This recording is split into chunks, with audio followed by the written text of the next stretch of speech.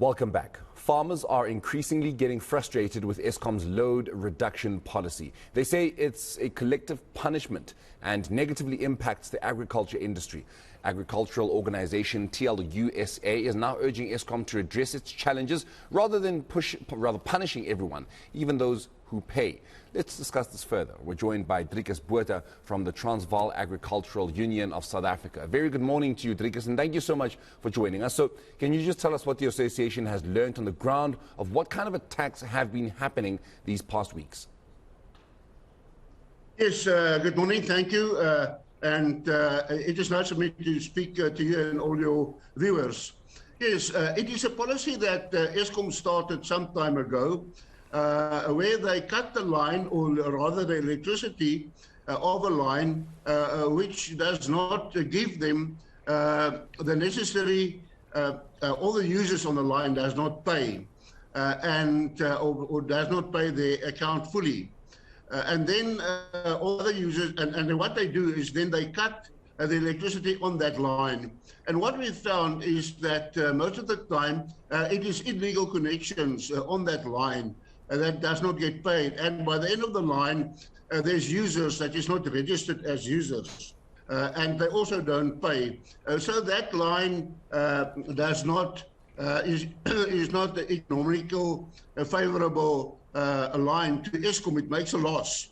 And then they cut the whole line. The problem is with load reduction is they don't give you any notice at all. The line just cut. So if they give you some sort of notice like load shedding, you can plan ahead. And you know, a load shedding will be from this time to this time. While load reduction, the power is cut, you don't know when, and you don't know when the power will be back on. And that has quite a lot of influences on farmers, all farmers, not only fruit and vegetable farmers that have to irrigate their lands, also on cattle farmers and farmers as a whole is suffering because of this. And that is why we call it collective punishment, because it is the farmers that pay their accounts that is punished now for those who use electricity on that line, but doesn't pay a single cent. So what are you hoping either Eskom or perhaps your municipality can do to ensure that there's a differentiation between those of you who are paying and those who are not? We really think there's a solution to the problem, and that is that if Eskom audit their line, and then they will find this user, this user, this user. It is a registered user. They can check their system, and they can find that it is a regular payer. There's no any arrears on that line.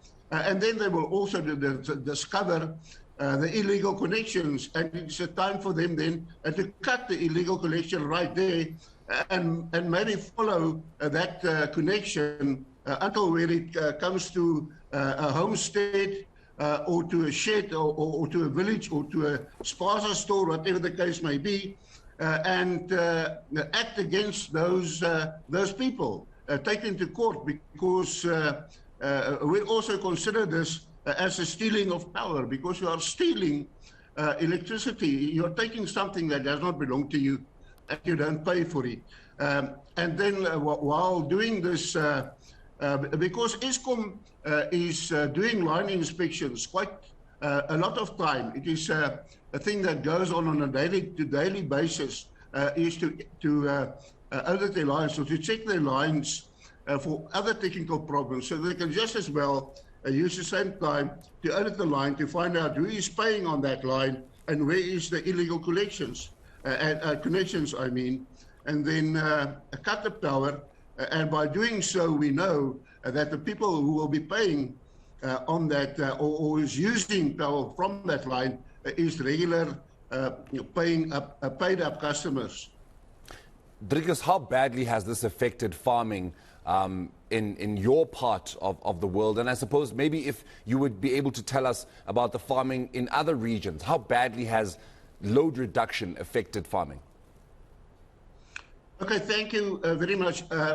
I am representing Limpopo province of the TLU SA, In our area, what we find a couple of weeks since the hunting season started, we usually was under the impression that this is a problem that will face only the farmers, like I said, fruit and vegetable farmers, cattle farmers, and those. But unfortunately now the hunting season is open, and over weekends, long weekends, we find a lot of tourists coming into our area with the promise of a nice weekend. You don't need the luxuries that you have at home, but at least you expect, if you look at the amount of money you are paying to overnight at one of these hunting lodges or hunting camps, the amount of money you are paying, you will at least expect some hot water. In the evening when you come back from the veld after a tiresome day, hunting, tracking, you are hungry and you are dirty, and most of all you are thirsty. So when you get into the bar, the beer is warm, and then you want to go to the shower and you find there's no light and there's no warm water.